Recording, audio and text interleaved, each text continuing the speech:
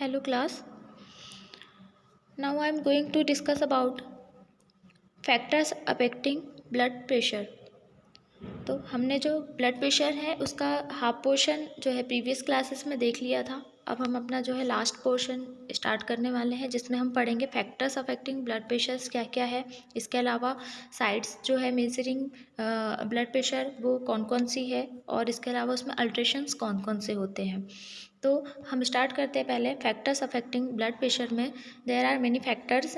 First age and exercise, sex, stress, medication, smoking, obesity and last is diet. तो हम इसको one by one deal करते हैं. तो फर्स्टली हम देखते हैं एज. अब एज जो है हमारे ब्लड प्रेशर को कैसे अफेक्ट करती है. Age, blood pressure increase with age and reaching peak of onset of puberty. मतलब क्या है कि एज कैसे अफेक्ट करती है.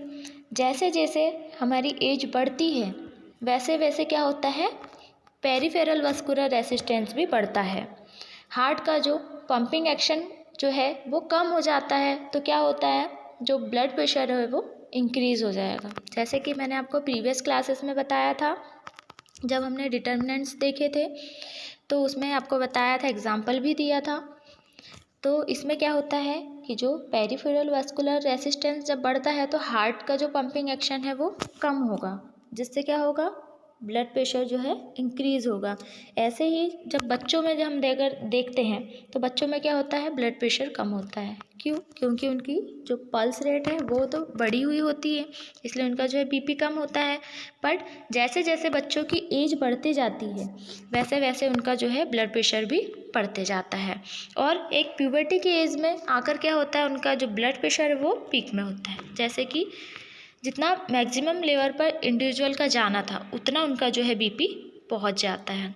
तो इस टाइप से क्या है, जो एज है हमारी वो हमारे ब्लड प्रेशर को अफेक्ट करती है. सेकंड हम देखेंगे exercise. Physical activity increase the cardiac output, hence increasing the blood pressure.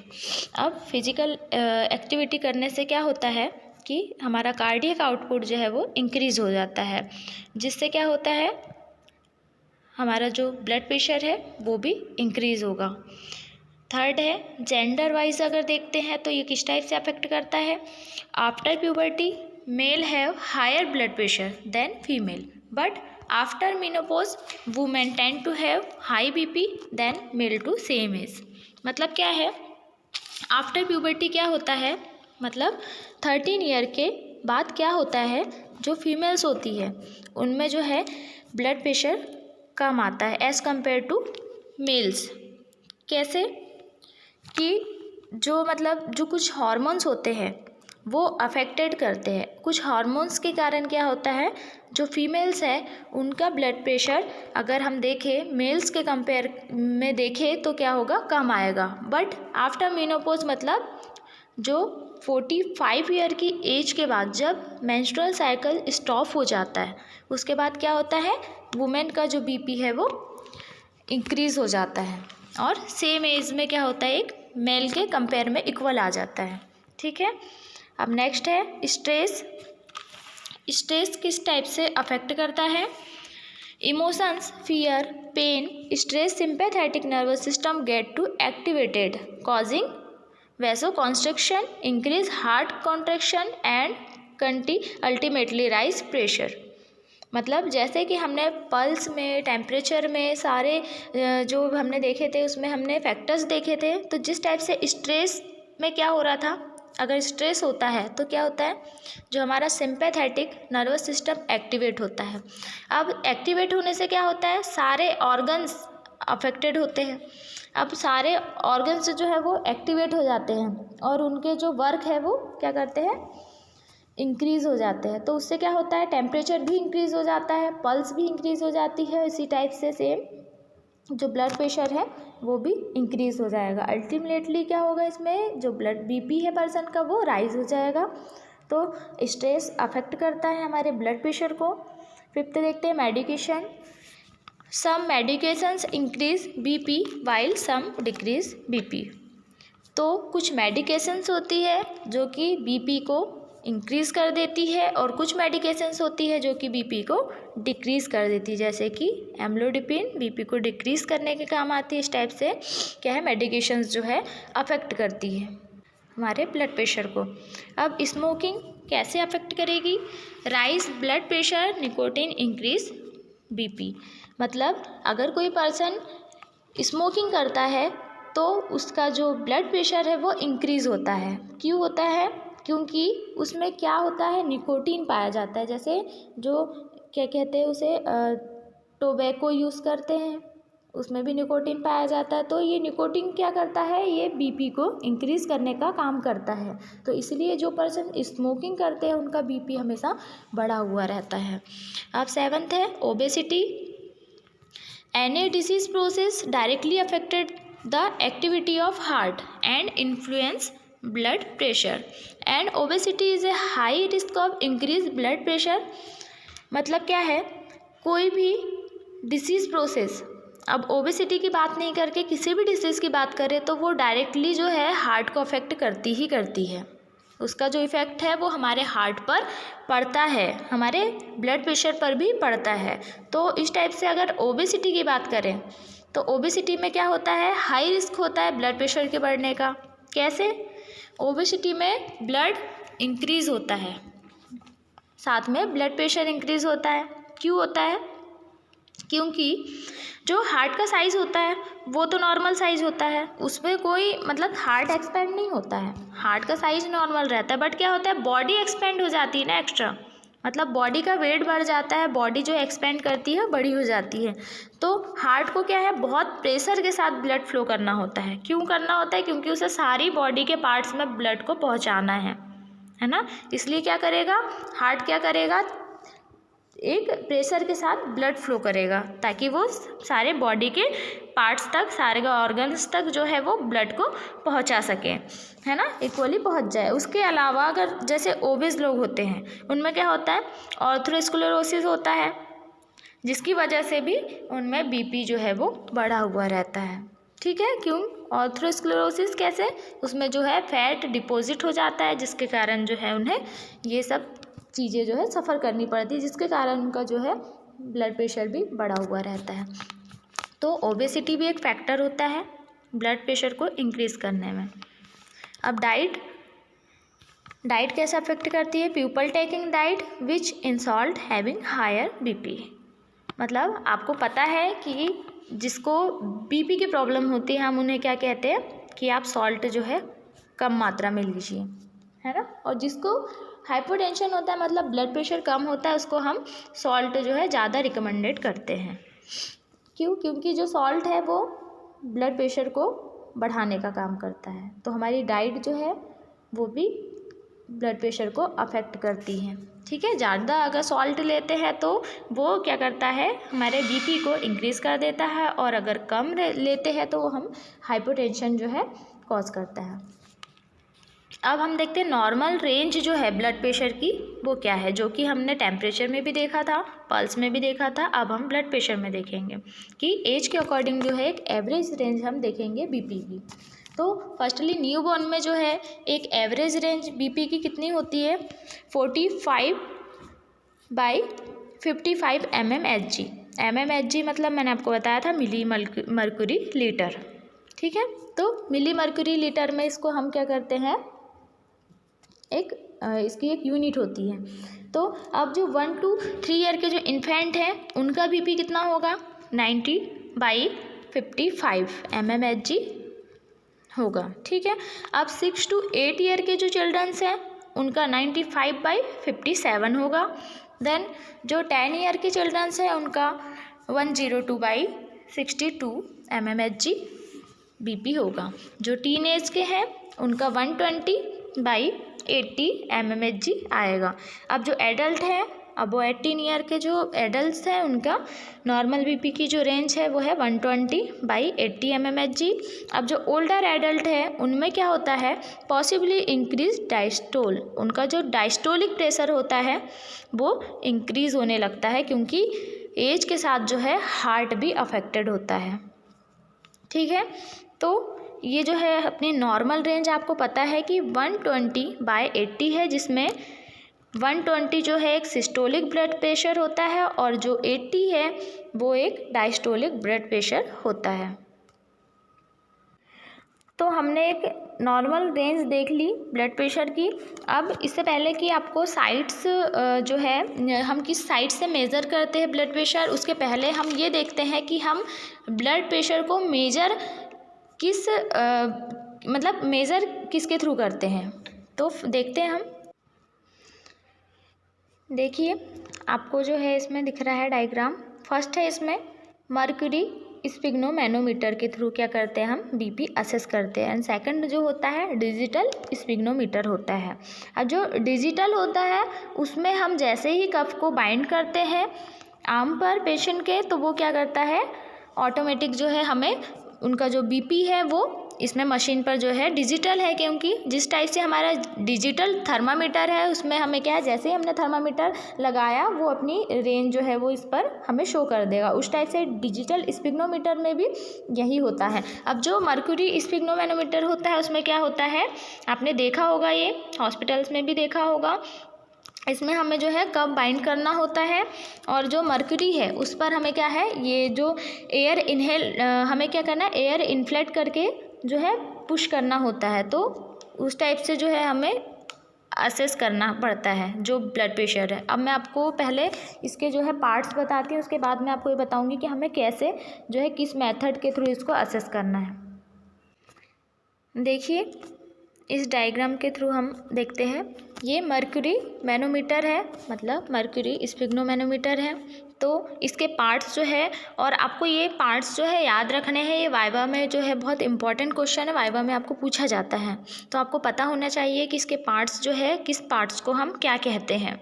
तो फर्स्ट में तो ऊपर दिया हुआ आपको मर्क्यूरी मैनोमीटर में बॉक्स केस दिया हुआ है ना, जहाँ पर हमारी मर्क्यूरी लगी होती है। देन मर्क्यूरी दी है जो कि एक कांच की क्या होती है पाइप होती है।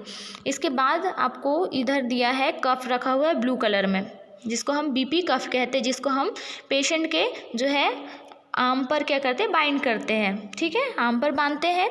अब जो इसमें जो आपको ग्रीन कलर का जो बलून टाइप का दिखाई दे रहा है वो क्या है, एक वॉल्व होता है उसमें, जिसको वॉल्व में हम घुमाते हैं, और ये इन्फ्लेशन बल्ब होता है जिसमें हम क्या करते हैं एयर पुश करते हैं, है ना, एयर इन्फ्लेट करते हैं, जिसमें जो वॉल्व लिखा हुआ है।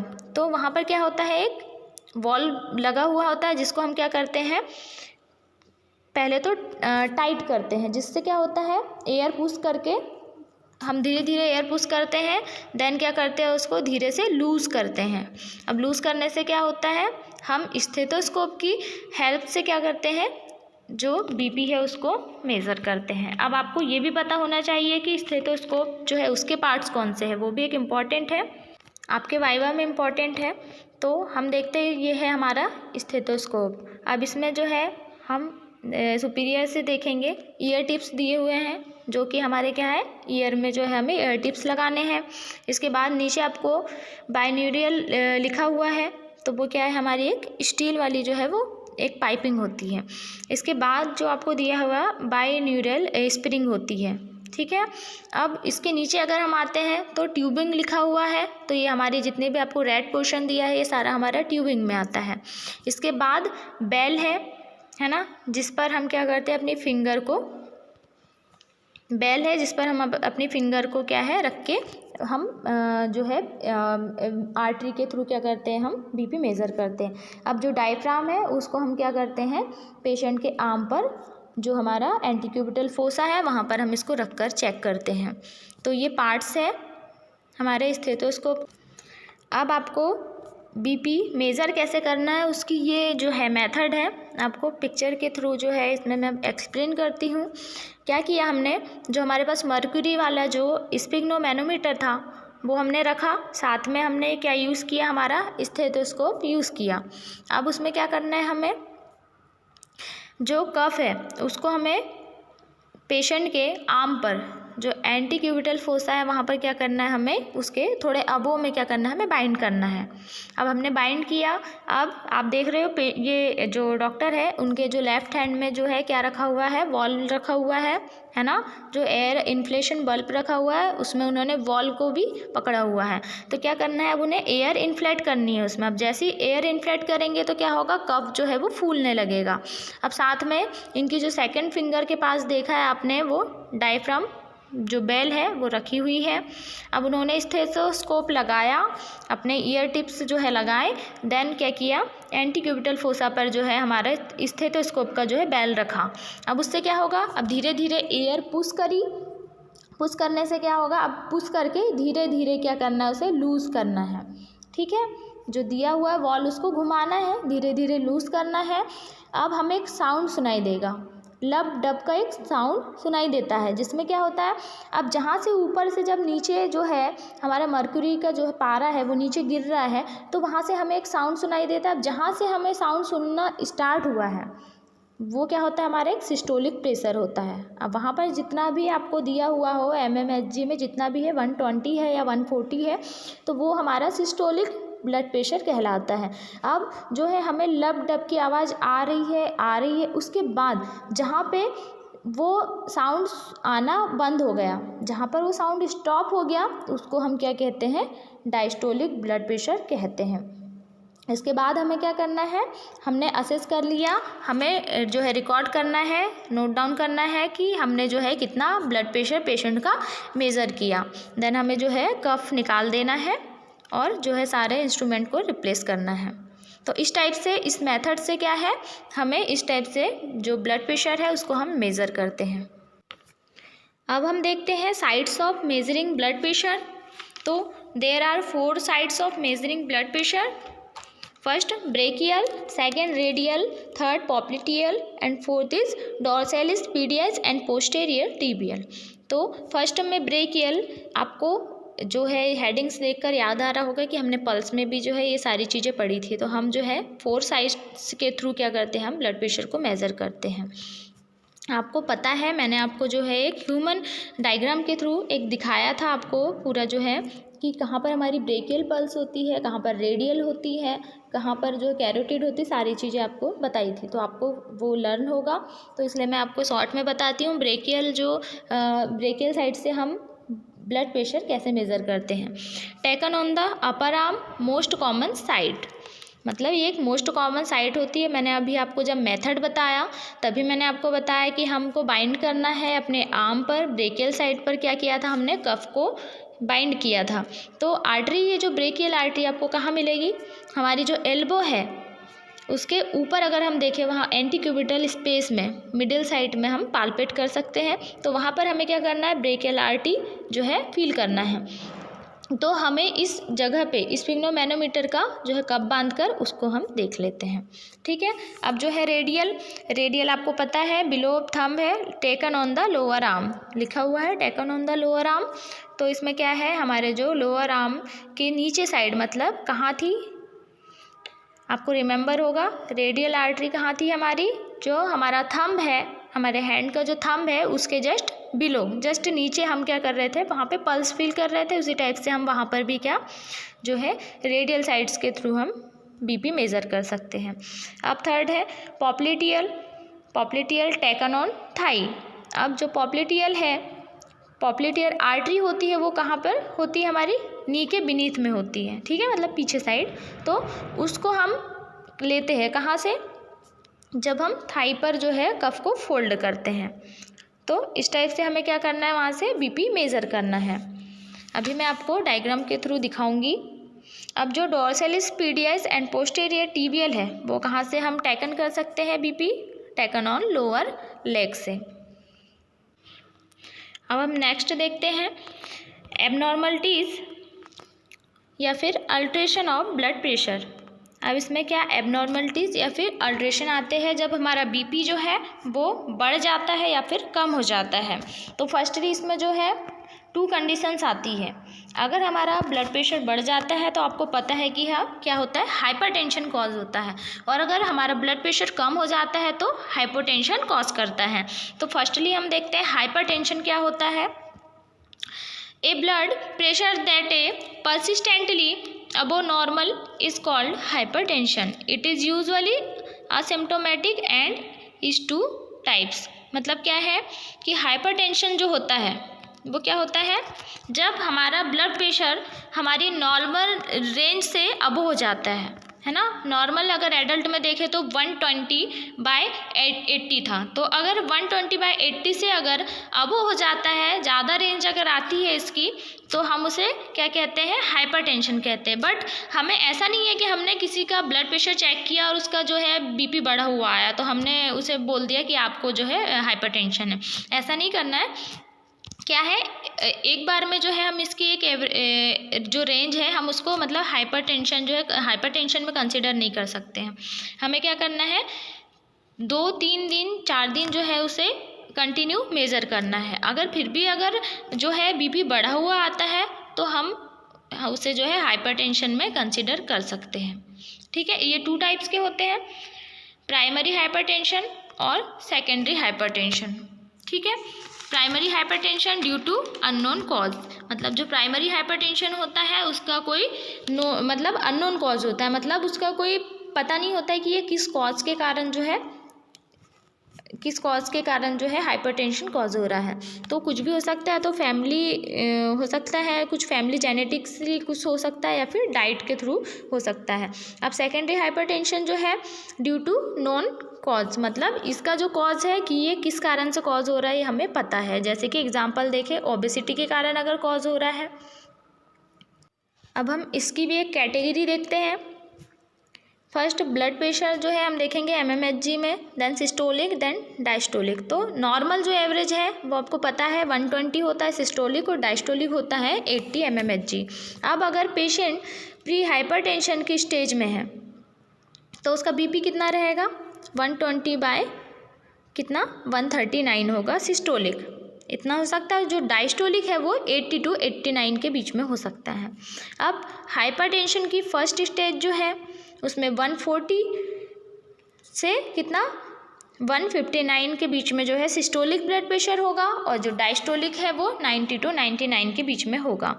अब जो हाइपरटेंशन की सेकेंड स्टेज है उसमें 160 और ग्रेटर हो सकता है, या तो 160 हो सकता है या तो उससे ज़्यादा भी आ सकता है सिस्टोलिक, और जो डायस्टोलिक है वो 100 या फिर 100 से अबव हो सकता है। अब जो हाइपरटेंशन क्राइसिस है उसमें क्या होगा, जो सिस्टोलिक ब्लड प्रेशर है वो 180 या फिर उससे ज़्यादा भी हो सकता है, और जो डायस्टोलिक है वो 110 या फिर उससे ज़्यादा हो सकता है। तो ये क्राइसिस की स्टेज हो जाती है जिसमें हाइपरटेंशन जो है वो ज़्यादा हो जाता है। मतलब ऐसे पेशेंट में क्या होता है, हेमरेज होने के भी चांसेस होते हैं। हेमरेज होने के चांसेस इसलिए होते हैं कि ब्रेन में जो वेसल्स होती है ना वो भी रप्चर हो जाती है और ब्रेन जो है वो हेमरेज हो सकता है। अब हम देखते हैं कॉजेज़ क्या क्या है हाइपरटेंशन के, कौन कौन से कॉजेज़ हैं। तो फर्स्ट है cigarette smoking, second obesity, third alcohol consumption, fourth lack of physical exercise, fifth है high blood cholesterol level, and six है कंटिन्यूड एक्सपोजर टू स्ट्रेस। मतलब अब हम इसको 1 by 1 जो है इसको डिस्कस करते हैं। फर्स्टली हम देखते हैं सिगरेट स्मोकिंग जो है इसका कॉज कैसे हो सकता है। सिगरेट स्मोकिंग अगर कोई करता है पेशेंट तो उसका जो बीपी है वो क्यों बढ़ाएगा, उसको हाइपरटेंशन क्यों कॉज होगा। देखो, जब कोई पर्सन सिगरेट स्मोकिंग करता है ना, जब कोई पर्सन स्मोकिंग कर रहा है तो क्या होगा, वो उसका जो है सिंपैथेटिक सिस्टम जो है वो एक्टिवेट होता है, जिसके कारण क्या होता है, बीपी को जो है इंक्रीज़ कर देता है ना। मतलब अगर सिगरेट स्मोकिंग हुई तो उनका जो सिंपैथेटिक नर्वस सिस्टम एक्टिवेट हो जाता है, और आपको पता है कि जब सिंपैथेटिक नर्वस सिस्टम एक्टिवेट होता है तो हमारे सारे ऑर्गन्स को अफेक्ट करता है और सारे ऑर्गन्स की एक्टिविटी भी इंक्रीज़ कर देता है। तो साथ में क्या होगा, हमारा जो ब्लड प्रेशर है वो भी इंक्रीज़ हो जाएगा। सेकेंड है ओबेसिटी। ओबेसिटी जो है, ओबेसिटी हार्ट के फंक्शन को इंक्रीज़ करती है। जैसा कि हमने देखा कि ओबेसिटी से क्या होता है कि जो ओबेसिटी जो है, अगर किसी पेशेंट का जो है वेट ज़्यादा है तो उसमें क्या होगा, जो हार्ट है हमारा वो एक प्रेशर के साथ फ्लो करेगा ताकि जो हमारे बॉडी के पार्ट्स है सारे पार्ट्स तक के वो इक्वली जो है ब्लड का फ्लो जो पहुंचा सके, है ना। तो जिसलिए जो ओबेस लोग होते हैं उनको क्या होता है, आर्थरोस्क्लेरोसिस भी हो चुका होता है, तो इसके कारण से क्या हमारा ब्लड प्रेशर भी इंक्रीज़ हो गया होता है ना। तो क्या होता है, जब ओबेसिटी हार्ट के फंक्शंस को इंक्रीज़ करती है और हार्ट जो है वो थकना शुरू हो जाता है ना, with the waste of time. तो क्योंकि हार्ट का वर्कलोड जो होता है वो बढ़ जाता है, तो जिसके कारण से क्या होता है, हमारा ब्लड प्रेशर मतलब इंक्रीज़ होता है, मतलब हाइपरटेंशन कॉज करता है। अब थर्ड है एल्कोहल कंजप्शन। अब एल्कोहल अगर कोई पर्सन लेता है, ड्रिंक कोई पर्सन अगर कर रहा है, तो क्या होगा, वो उसके लीवर को अफेक्ट करेगा, है ना। लीवर डैमेज होगा, साथ में क्या होगा, उसकी वेसल्स को भी क्या होगा, अफेक्ट करेगा। कैसे, जो वेसल्स है उसमें भी फैट डिपॉजिट होने लगेगी, जिसके साथ क्या होगा, पर्सन्स को क्या है, आर्थरोस्क्लेरोसिस हो सकता है। ठीक है। अब फोर्थ है lack of physical exercise. Lack of physical exercise से कैसे, मतलब अगर एक्सरसाइज नहीं हो पा रही है ज़्यादा, है ना, फिजिकल एक्टिविटी नहीं हो पा रही है पर्सन की, तो पर्सन ऑब्वियसली ओबेसिटी कॉज करेगा। अब पर्सन ओबेस हो जाएगा तो वो क्या होगा, बीपी जो है उनका इंक्रीज होगा। ठीक है। हाई ब्लड कोलेस्ट्रॉल लेवल है तो हमारी वेसल्स में क्या होगा, पेरिफेरल वस्कुलर रेसिस्टेंस बढ़ जाएगा। ठीक है, जिसके कारण हमारा जो है ब्लड प्रेशर भी बढ़ेगा। Then continue exposure to stress. जैसा कि मैंने आपको बताया था फैक्टर्स में कि स्ट्रेस से क्या होगा, सिंपैथेटिक नर्वस सिस्टम एक्टिवेट हो जाएगा और हमारा जो है ब्लड प्रेशर भी बढ़ जाएगा। तो ये कॉजेज़ है हाइपरटेंशन के, इसको आप फैक्टर्स में भी कंसिडर कर सकते हो। अब हम देखते हैं कि जो सेकंड पॉइंट है हाइपोटेंशन। अब हाइपोटेंशन क्या होता है, हमने हाइपरटेंशन देख लिया है, मतलब हमारा बीपी जो है वो नॉर्मल रेंज से बढ़ा हुआ आ रहा है। अब हाइपरटेंशन में मैंने आपको स्टार्टिंग में बता दिया कि हमारा जो बीपी है वो नॉर्मल रेंज से क्या है, फॉल हो जाएगा। A blood pressure that is below normal is called hypotension, that is systolic reading consistently between 85 to 110 mmHg in an adult। मतलब हाइपोटेंशन अब आपको पता है कि नॉर्मल रेंज जो है हमारी एडल्ट में देखें तो 120/80 है, बीपी जो है उससे फॉल हो रहा है। जो बीपी जो है अगर उसकी रेंज बिलो आ रही है 120/80 से, तो हम क्या करते हैं, उसको हाइपोटेंशन में कंसिडर करते हैं। तो इसमें जो है सिस्टोलिक और डायस्टोलिक दोनों की जो रेंज है वो देखी जाती है, देन क्या है, उसको हम हाइपोटेंशन में कंसिडर करेंगे। अब अगर पेशेंट को हाइपोटेंशन है, हाइपोटेंशन से पेशेंट सफ़र कर रहा है, तो हम उसके लिए क्या क्या नर्सिंग इंटरवेंशंस कर सकते हैं, वो हम जो है इस टेबल के थ्रू देखते हैं। Nursing interventions of hypotension. Firstly हम इंटरवेंशन देखेंगे। इंटरवेंशन मतलब आपको पता था, जब हमने नर्सिंग प्रोसेस देखी थी तब हमने देखा था कि इंटरवेंशंस हम क्या क्या करते हैं। अगर किसी पेशेंट को हम जो है केयर प्रोवाइड कर रहे हैं तो देन हम देखेंगे उसका रैशनल क्या है, मतलब जो भी हम केयर प्रोवाइड कर रहे हैं उसका क्या रीज़न है, हम क्यों दे रहे हैं। तो फर्स्टली हम क्या करेंगे, अगर कोई पेशेंट हाइपोटेंशन से जो है सफ़र कर रहा है, हमारे पास आया है, तो हम क्या करेंगे, place the client in supine position for 2 to 3 minute. हम क्या करेंगे, उसको सुपाइन पोजीशन मतलब सीधा जो है फ्लैट, उसको क्या करेंगे, हम बेड पर लेटाएंगे। कितने टाइम के लिए, 2 to 3 मिनट के लिए। क्यों, इसका रैशनल दिया हुआ है, this allows the blood pressure and pulse to stabilise. मतलब इससे क्या होगा, उसका जो बीपी पल्स जो है वो स्टेबल हो जाएगा, है ना, क्योंकि वो रेस्ट की कंडीशन में है तो कुछ अमाउंट में जो है वो स्टेबल हो जाएगा। देन सेकेंड है record the clients pulse and blood pressure. अब हमें क्या करना है, सेकेंड स्टेप में जो पेशेंट है उसका पल्स और जो ब्लड प्रेशर है उसको रिकॉर्ड करना है। क्यों, रैशनल है, give data about any changes. अब हमें उसके थ्रू क्या होगा, कोई भी चेंजेस अगर हो रहे हैं उनके ब्लड प्रेशर में या पल्स में तो हमें वो आइडेंटिफाई हो जाएंगे। देन थर्ड है assist the client to slowly sit और stand, support the client in case of faintness. मतलब क्या है कि हमें क्लाइंट को असेस करना है, उसे क्या है स्लोली हमें जो है सिटिंग पोजीशन में बैठाना है या फिर स्टैंडिंग पोजीशन में जो है उसे सीधा खड़ा करना है, सपोर्ट देना है उन्हें, है ना। सपोर्ट कब देना है? जब उन्हें जो है फेंटिंग हो रही हो, मतलब उन्हें चक्कर आ रहे हो, तो हमें क्या करना है? पेशेंट को सपोर्ट देना है। इससे क्या होगा? It will develop nurse client relationship, मतलब एक नर्स और क्लाइंट का जो है एक इफेक्टिव रिलेशनशिप जो है इसमें बन जाएगा। अब after 1 minute in upright position check the pulse and BP. अब क्या करना है? हमें फिर से 1 मिनट बाद क्या करना है? पेशेंट को पोजीशन देके क्या करना है? दोबारा से हमें पल्स और ब्लड प्रेशर जो है पेशेंट की चेक करनी है। अब इसका क्या रैशनल है? फॉर मोर एक्यूरेट रीडिंग, मतलब ताकि हम जो है फिर से चेक करें और हमें एक एक्यूरेट रीडिंग जो है वो मिल जाए कि अब जो है हमने पहले चेक किया था तब क्या चेंजेस थे और अभी जब चेक कर रहे हैं तो क्या चेंजेस आ रहे हैं ब्लड प्रेशर और बीपी में।